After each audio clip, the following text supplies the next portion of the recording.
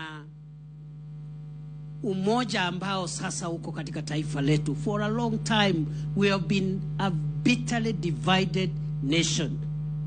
But as we close this year, you can see the discussions that are happening in the political place today, in the political space, are discussions about which party and which program one side supports. And I want to thank you. And the greatest gift you've given us as our leader, Mr. President, in 2025, is the crossing of ranks between us who are on your side in 2022 and your political opponents who were in Azimio la Umoja.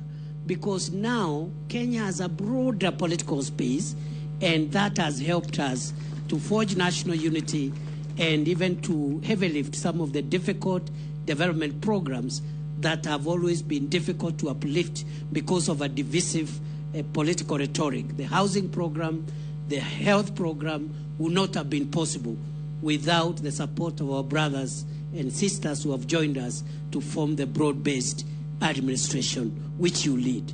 Kwa hivyo Bwana Rais, mimi yangu leo ni kukushukuru na kukuombea na kukuambia kwamba Mungu akitujalia sisi ambao umetupatia nafasi kukusaidia katika uendeshaji wa masuala ya kisiasa ya kitaifa, tutajaribu kuweka bidii, na mimi nikiwa msaidizi wako mkuu na kuhakikisha kwamba nitaweka bidii ili kurahisisha mzigo ambao wewe unabeba kama kiongozi wa taifa letu la Kenya, ili utusaidie kupiga hatua ambayo imebaki pale mbele.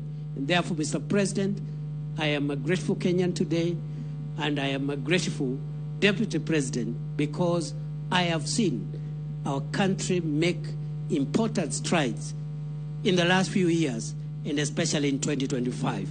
With those many remarks, I now want to request that His Excellency the President can come and address us as we proceed with today's program. I request we be upstanding and a round of applause for His Excellency President William Samoei Ruto.